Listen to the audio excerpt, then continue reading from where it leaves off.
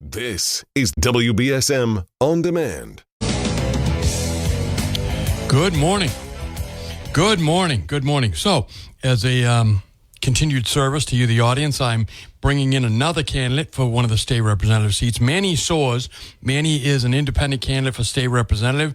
He's a selectman in Westport, topped the ballot last time around. Good morning, Manny. Nice to see you again. Chris, it's a pleasure to be here. Thank you for having me. I've been trying to get out here, but as you know, it's a pretty big district. It is a huge district. Around. It's huge. Yes.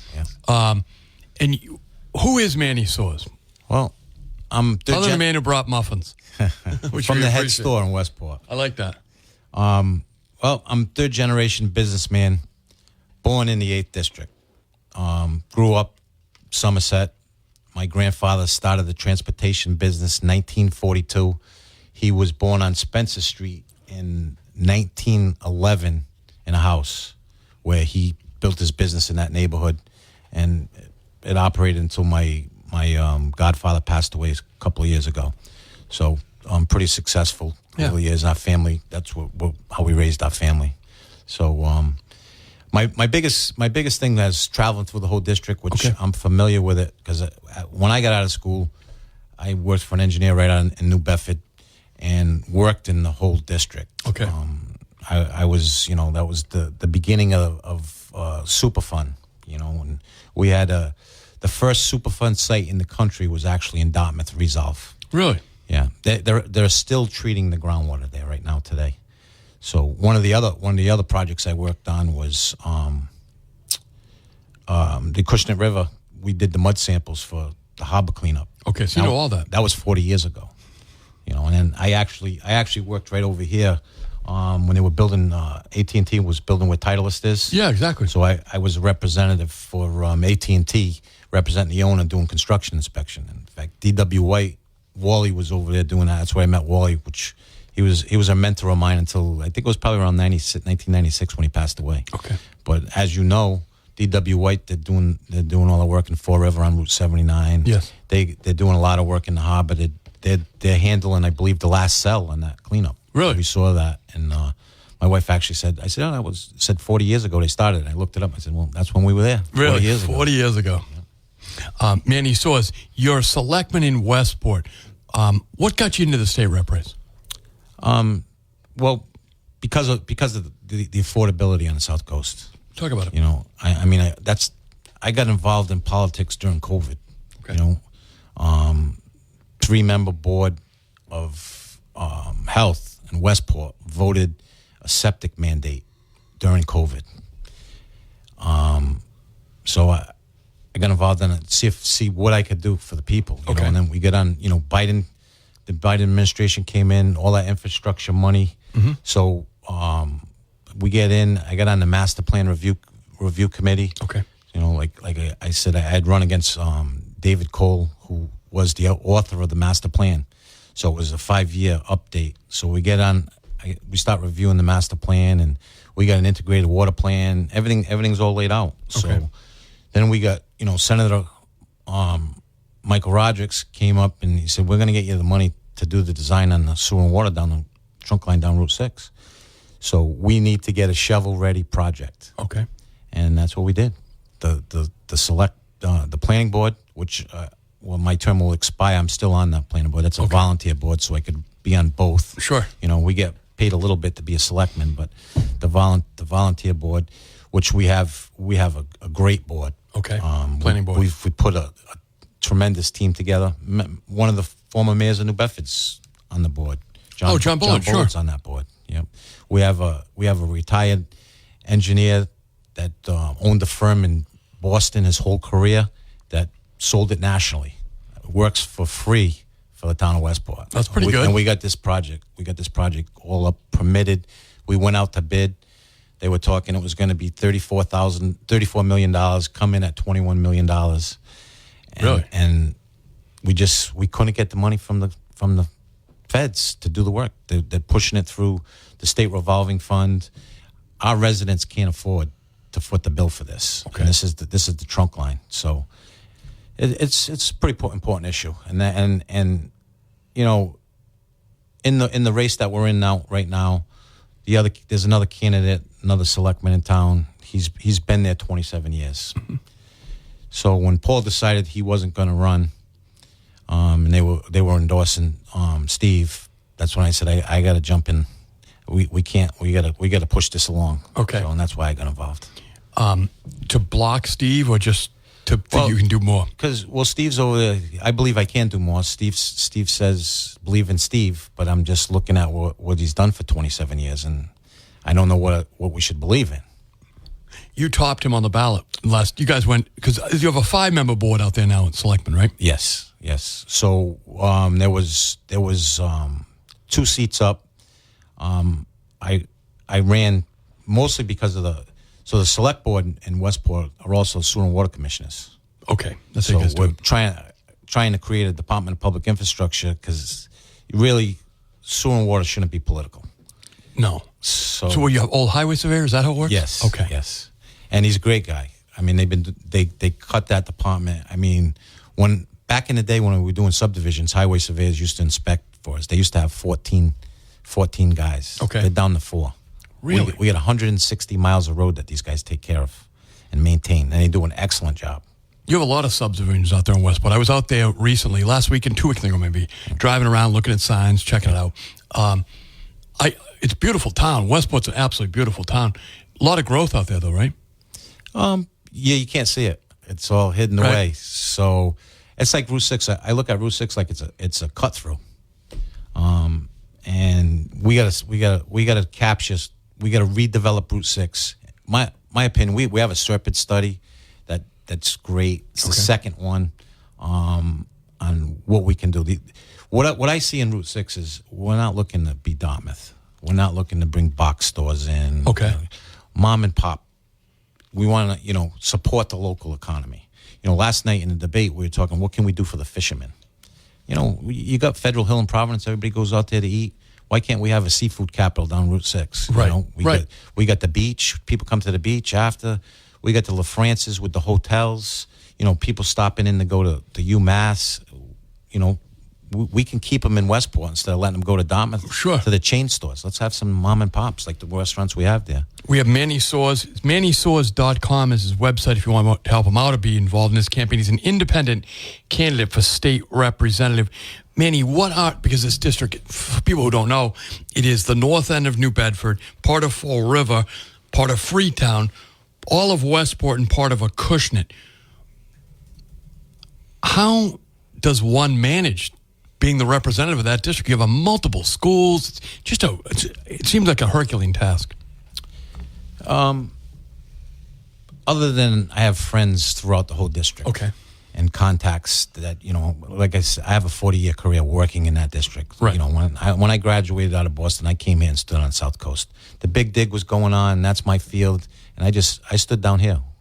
We didn't make as much money down here, but we didn't have to travel. Okay. So that's why I decided to do that. And I love the South Coast. Sure.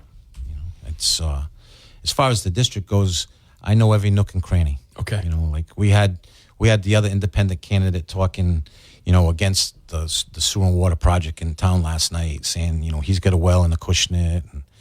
Well, one thing is, and they're talking like we have no infrastructure in Westport. The waters come in. White sprang in the sewer 30 years ago. Fall River has the capacity. Fall River actually sells water to Westport, Freetown, yep. and Tiverton. And they still have capacity. And they have the septic capacity. So that's one of the great things. I mean, the sewage capacity. It's one of the great things for town. We don't have to build a sewer treatment plant. All we have to do is get the pipe in the ground. Really? And again, we're looking on those undersized lots in the north end that are being targeted by the septic mandate now. Okay. The affordability for the seniors that are living in those houses. They put a mandate out that. What does it cost to put a septic in now, man? Well, right now these septics that the Board of Health's pushing, the D-Nights,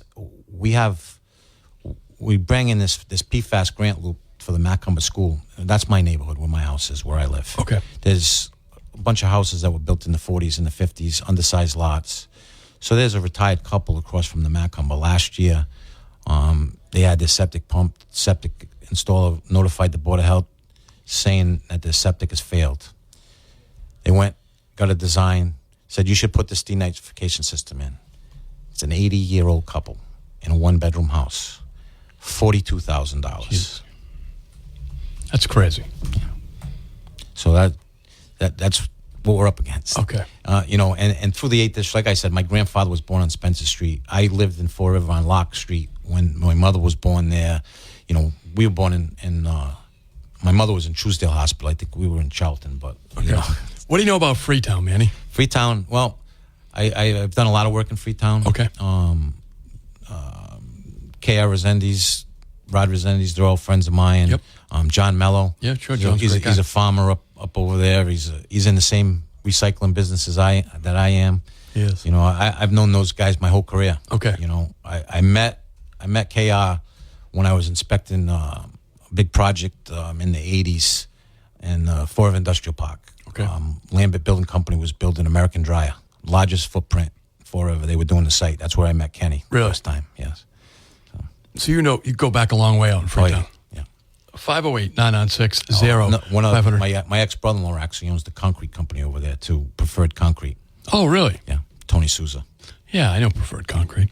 We're going to take a quick break, and we'll be back with Manny Soares. If you have a question for Manny, he's running for state representative, so he'll vote on things that impact the entire state. We'll ask him about some of the hot-button issues when we come back. Stick around. I'm Chris McCarthy. We'll be right back.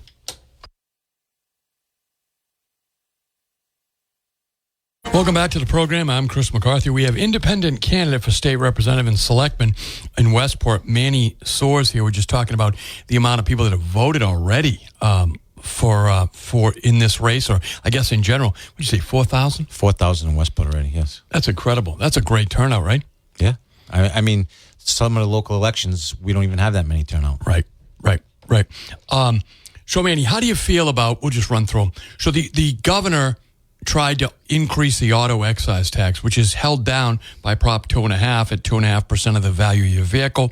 She tried to increase it, triple it actually, but it was not in the budget this time around. I suspect she'll come around again, try to do it. How would you feel about that if presented with increasing the auto excise tax?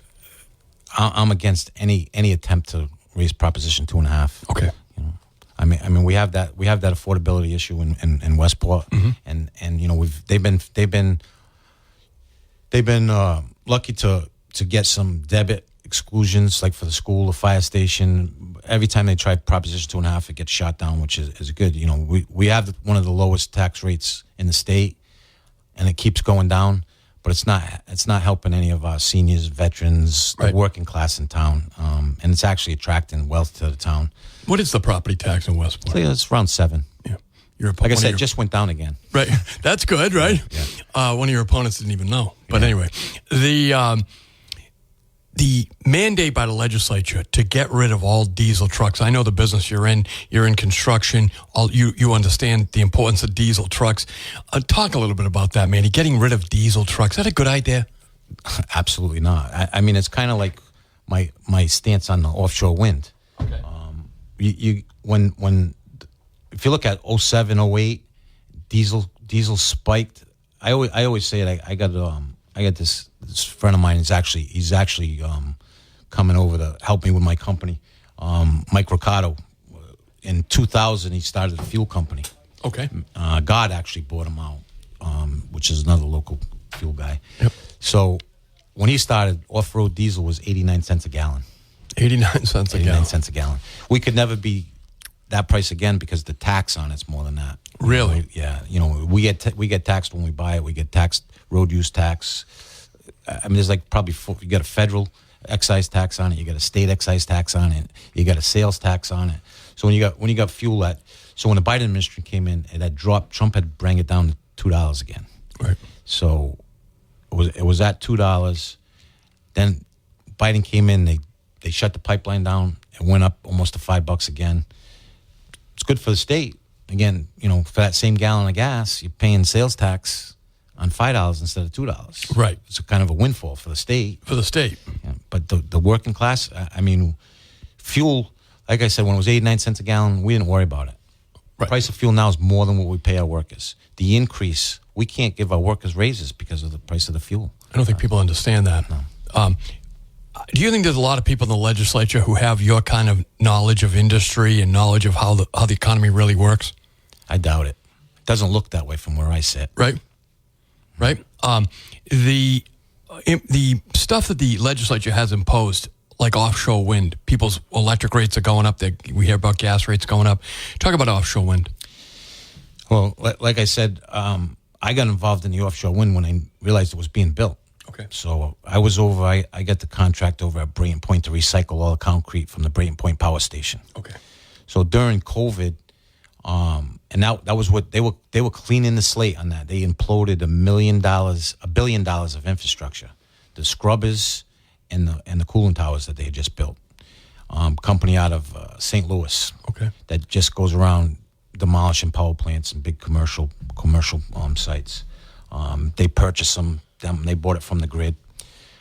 So during COVID, they a 500-ton DC transformer came in on a barge. It's installed. They're gonna Prisbean has an agreement to buy the 45 acres out on a point where they're gonna build a building to manufacture the wire for this offshore wind. That's supposedly it's gonna make it more competitive, the type of wire that they use. But they've been upgrading the power grid in that area coming out of that DC transformer since then. And I'm doing a small subdivision called Lynch Way in Swansea that we cross under the power lines for the retention bind and a lot on the other side. So the other day I'm out there and the power crews are coming through. I meet some guys out of Pennsylvania. They just signed a 5-year contract to upgrade all those power lines. So that kind of work, 5-year contract, that's the money that the grid's investing into the grid. Okay. There's our affordability. You look at your distribution rates. Yes. I mean, they can raise the rates to pay for this work that they're doing. So the other thing, though, the Green Deal on how expensive it is to build. Yeah. You look at solar. Westport produces more solar electricity than the town uses. Really? Yet our electric bills are through the roof. The answer is not cold turkey green energy. You're never going to get away from fossil fuels. Right. It's you got to phase into different things, and they've been doing that with our equipment today. They started with the biggest, the smallest, no, the biggest stuff, having to have it compliant with DEF, and it's really clean now. It's not as what it was. The carbon footprint's not there on that type of equipment. Okay. It's something that we got to brace ourselves for, and my concern is like when the Democratic administration got in, they shut down the pipeline. That's what raised the fuel prices. Now, the Republicans get in, they're going to shut down the wind cold turkey. We got a disaster out there to clean up if they do something like that. I mean, we got to, in the meeting last night that we had with Meet the Candidates, we're talking about everyone was talking about pumping the brakes. Okay. We should have pumped the brakes a while ago and been watching this stuff, but now it's we just got to keep our eye on it and figure out what we're gonna do. They're saying that they're not bonded, right? So like the wind turbine came apart. I can't fathom that they got these guys out there and they don't have some kind of the legislature gave them away. Yeah, I can't believe it, but they did. Because when you do a road, you got to put a bond up. Yeah, we got to put a bond up and we got to perform. A road? Yeah. These guys built a power plant in the ocean. Yeah. And if it doesn't work, it's just going to be out there. Well, the other thing is, I see your windmills over here in town. Yeah. I got a friend of mine that I actually met at the power plant. He's a national demolition company, travels the country from. His father lives in Westport. His father ran part of the power plant when the power plant was up and running. He's traveling the country now dismantling these windmills. Really? That aren't working. And you can't imagine the cost to take one of these things down. And that's what we're looking at. And what's the cost going to be when they're in the ocean? Oh, it's you can't imagine. Right. Just look at the cost of putting it up. We have Manny Soares. He's a selectman in the town of Westport. He's an independent candidate for state representative. Do you think the state should provide more funds to cities and towns to improve drinking water and the environment? Absolutely. Like we're doing in Westport, I think the trunk line in Westport should be all funded by the state. I mean, it's the state highway layout. The issue out there is PFAS contamination. Yes. And it's coming from a Superfund site. So, and that site's still operating. I think we need to tap into that money. That's federal Superfund money that the responsible parties are contributing to. The you're going to have 2 urban school districts, because this district has Fall River as well as New Bedford, and then you've got the town of Westport, Freetown, and Acushnet, which are more country districts. Talk about state funding for education.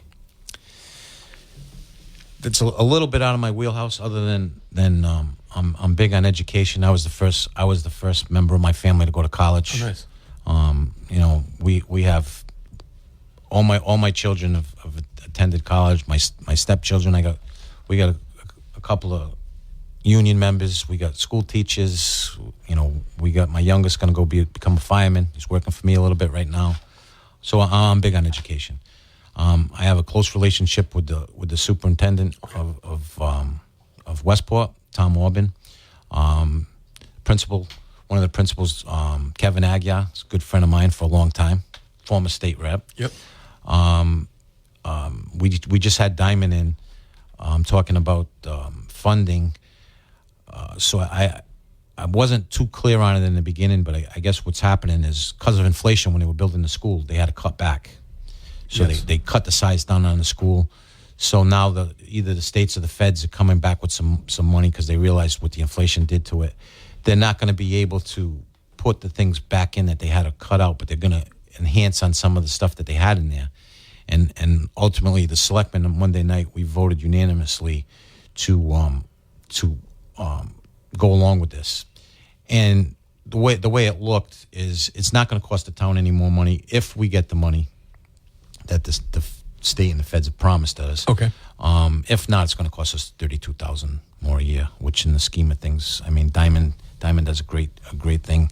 So we had, I believe it was Paul Kitchen, the new superintendent, Mr. Bentley, who was my English teacher in freshman year at Diamond. Okay. He was a principal for a long time, teacher. He's back as the superintendent, which is great for Diamond. And we had the liaison from Westport, Paul Jenkins there, and the architect. So it was good. We have Manny Soares. He's an independent candidate for state representative. He's also currently on the planning board and a member of the select board in Westport. Top vote getter last time around in the select board race. Manny, how do you feel about the Second Amendment? The gun one? Yeah. I'm a supporter of all legal guns. Okay. I support the Constitution, and that's a civil right. Right. And we need to keep it. The migrants, they flooded the state of Massachusetts with the complicity of the federal government, and they've just been on the budget, eating billions of dollars. Your thoughts on how to deal with the migrants? What would you do if elected state representative? Well, we all came from somewhere. Mm-hmm. But my family's been migrating to this country for over 100 years legally. Right. You know, and the Portuguese, during the Depression when my grandfather started this business, a lot of Portuguese people came back in the 50s. Oh, really? Yeah. And again, they had to get a green card. If your green card expired, you couldn't stay. Exactly. These they're illegally here. Right. We need to do something with the situation. We need to support our seniors, our veterans, our homeless. I've been listening now a little bit to I was listening to your show yesterday. Okay. And I've been listening to Forever, but yesterday was because when I'm in a machine, we get a little tough to get the signal. Sure. But I was in Dartmouth yesterday, so I was able to get the signal. We were listening to you all day. The homeless situation, Forever is just like New Bedford. We get them encampments. Growing up, we didn't have any homeless. No. So I was in a dorm on Huntington Avenue. Okay. And the first homeless person I ever seen was living on the grate in Boston State. Oh, the steam grate? Yeah. So, and they would go into the McDonald's and get the food, but that was my first experience of homeless. I mean, I realized that was in the 80s. Yeah. But, I mean, it generally was the same back then. It's generally substance abuse and mental health. Correct. Very few people are out on the street purely for poverty. Correct. Right? Correct.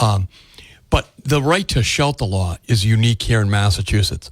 And the legislature has the power to try to tweak that law. Is that something you tweak so that everybody just can't walk into Massachusetts and get a claim on the Treasury? Correct.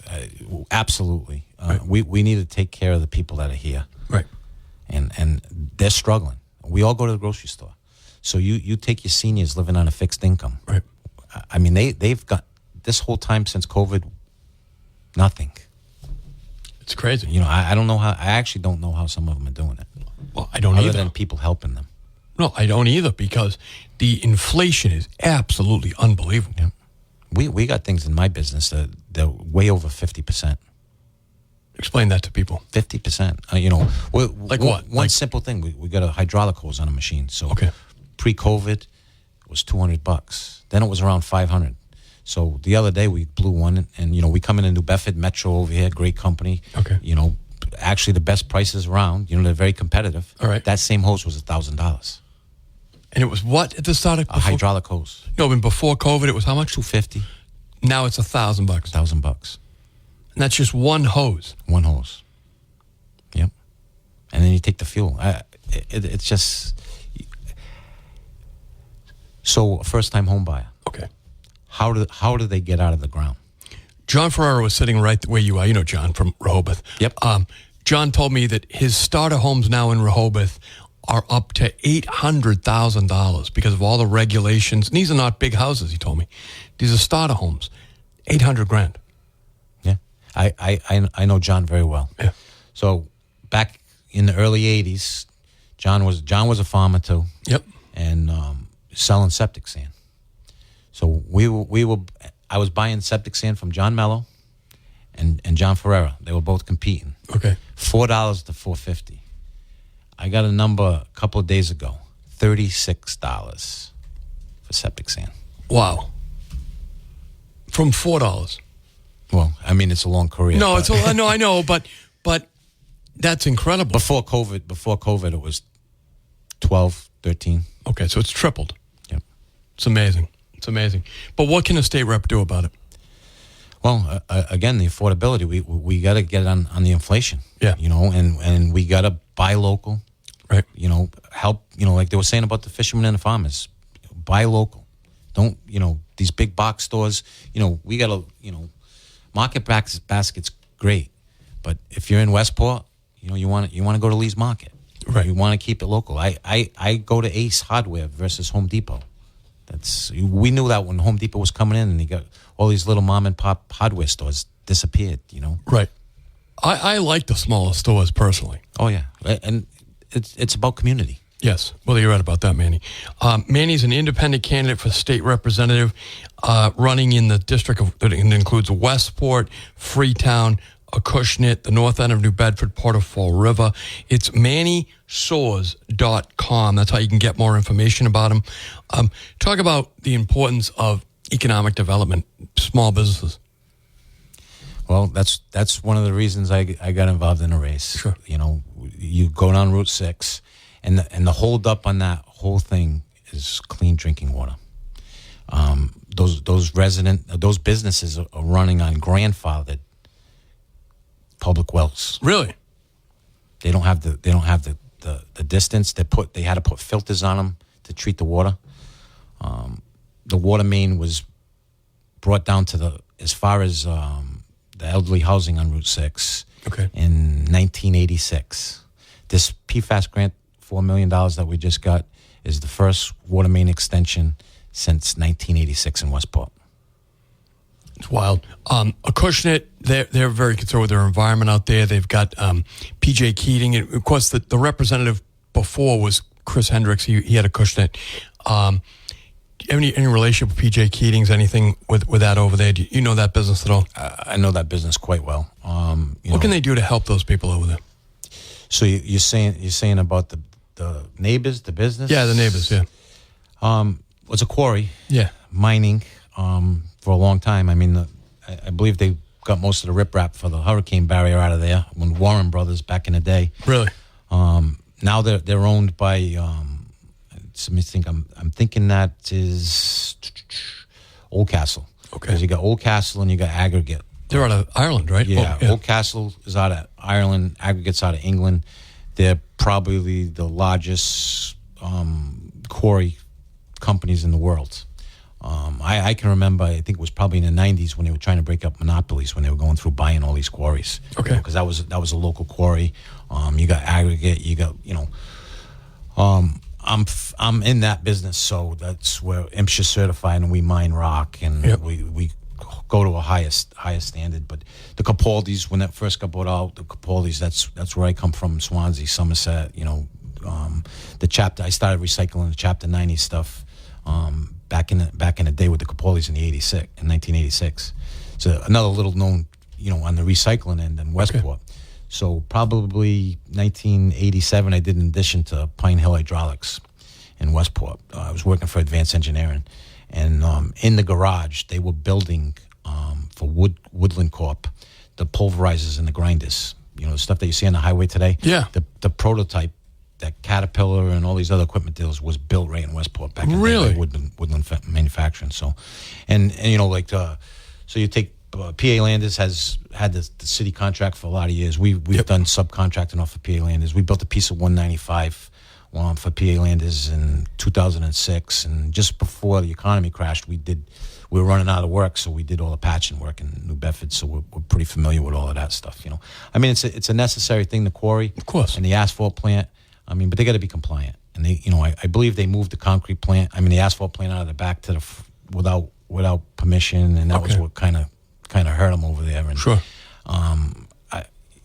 You got to hold them accountable. Parallel Products is coming into the north end of New Bedford. They want to, they're a type of recycling operation. Talk about that, Parallel Products.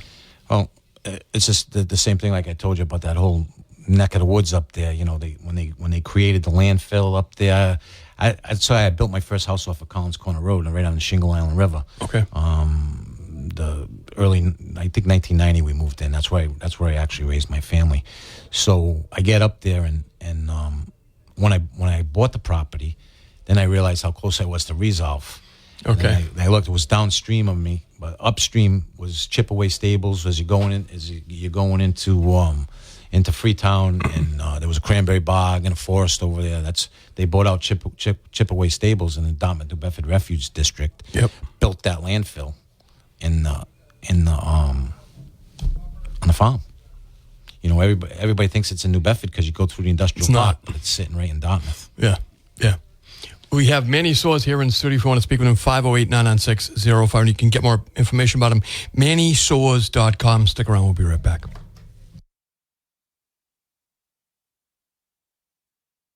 Have Selectman Manny Soares here in studio. Manny's a selectman in Westport, and he's an independent candidate running for state representative out there in Westport, the north end of New Bedford, parts of Freetown, parts of Acushnet, and part of Fall River. Yes, Maplewood section, Fall River, and the Flint. Oh, Maplewood. Yep. Because I looked on the map over there. You think you'll do pretty well over there? Like I said, my family was born there. Right. Laterno School, I got my stepdaughter's a teacher over at Laterno.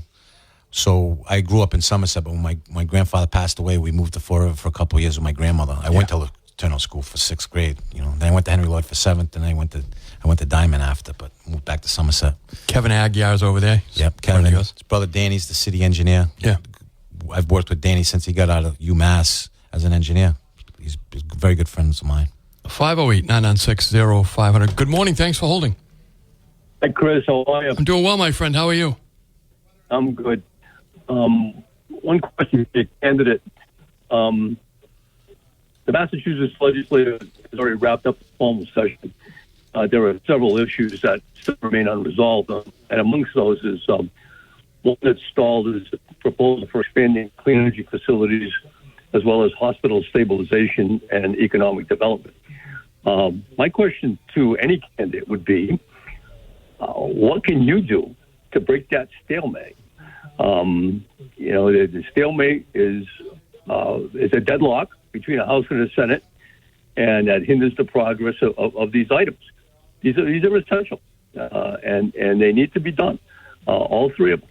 Clean energy is one, and I'm concerned about that because you mentioned the Keystone pipeline. At the same time, you talked about water in Fall River and water in your area of Westport, and you realize that the Keystone pipeline had been allowed to go through, would have endangered almost over 2 million people with clean water in that reservoir. So it seems like you get a little bit of vacillation, let's say, on different projects. But amongst these stalled items, especially the one about hospital stabilization, that's important to your area. With Stewart Medical, giving people a wazoo in this area, and your clean energy. Your phone is kind of breaking up a little bit. Let me ask a question. Your phone's kind of breaking. Stewart, the stabilization of the hospitals. Of course, you got Morton in the northern part of your district, and you've got, of course, St. Anne's over there. Hospitals, and I think South Coast is they're important, obviously. Hospital stabilization. Well, that's why I'm running as an independent candidate. Okay. So I can cross the party lines. Sure. Come up, once I get up there, I can see exactly what's going on. But, St. Anne's Hospital, when they built their linear accelerator room, which was radiation-proof room. Okay. Berman did the work in the 80s. I was the inspector for the high-density concrete. So I've been there a while. All right. Stewart Hospital, I was watching this stuff with some of the contractors. You get a contractor in town now, French, building the old Firestone, the school at the old Firestone. Okay. I had my brother-in-law's in the union carpenter and drywall. He was on that hospital when French had to line up all his equipment because they owed him $12 million. I mean that's devastating to somebody. Of course, of course. So I want to bring common sense, cross the party lines, bring common sense, try to bring people together for solutions. The big guy up there, of course, is Mike Roderick's chairman of Senate Ways and Means. Nothing goes through without going across his desk. What's your relationship like with Westport's own Mike Roderick? Well, I consider Mike a close friend of mine. Okay. I've known Mike for many, many years. I actually owned a piece of property next to him. We're in the same town. His cousin, Linda Pereira's my campaign manager. Okay. So we have a very good working relationship. 508-996-05. That's how you can get on the program. Good morning. Thank you for holding. You're live with Manny Soares. Hi. I'm sorry if I missed this answer. I was in and out of the car. Can he give his position on the wind project? Sure. Please? And I'll take it off of you. Thank you. Thanks. Offshore wind, Manny. Well, what I did say is we really need to look at the regulatory process with offshore wind and what's going on, what's been done. Is there any contingency on when these disasters happen? After our meeting last night, I had one of the fishermen show me a picture of what's out there. Yep. Last week I drove down to the docks to look at these wind turbines that they're building and how massive they are. In New Bedford. Yeah. Yes. I was out on the docks 2 days ago in Westport talking to some fishermen over there too. We got a dredge project going on in Westport too, getting ready to break ground if you wish. But we got to really see what's happened there, and like I said, move forward.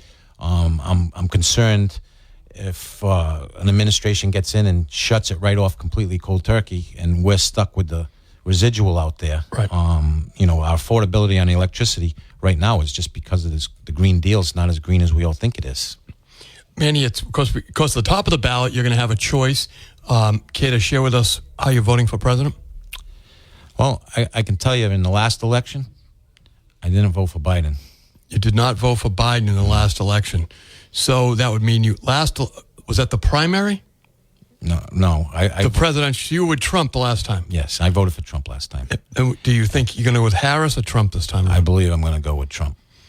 Folks, you heard it here. Now, he's trying to represent the towns of Westport, Freetown, Acushnet, a little bit of Ward 1, a little bit of Ward 6, basically in Fall River, right? Correct. Maplewood. 508-9960. You're on the air. Hello. Yes, you're on the air, sir. Yes, I seen the signs. I just couldn't place the voice until I listened on the radio. And I just want to wish Mr. Soares good luck in his campaign now. Good luck, Manny. Thank you very much. Do you know who that is? No. All right. What's one of your supporters? Folks, going to take a break. We'll be right back with Manny Soares. Again, if you want more information, you can go to MannySoares.com.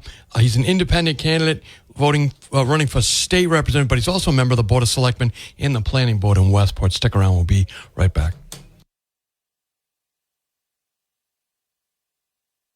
You should stop by the Profile Tavern. That place is absolutely unbelievable. Right off Route 140, right by Chase Road, right on Chase Road there.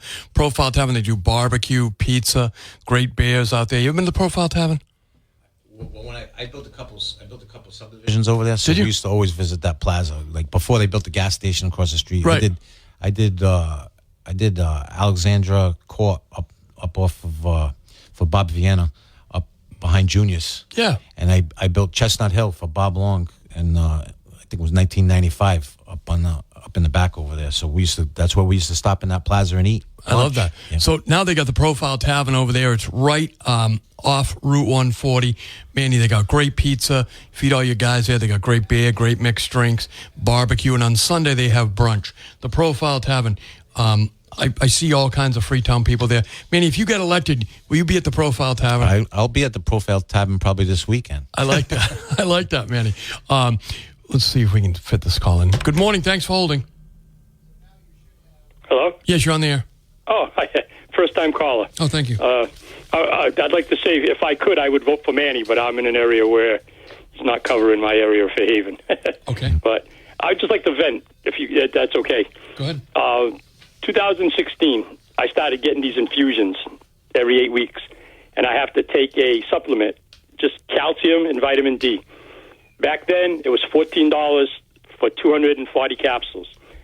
I went today to purchase the same product, same amount, $32. Nobody is going to tell me that with this idiot in office that the economy is better than what it was. Thank you for the call. And thanks, sir. Manny, what do you want people to know about you? A few seconds here we got left.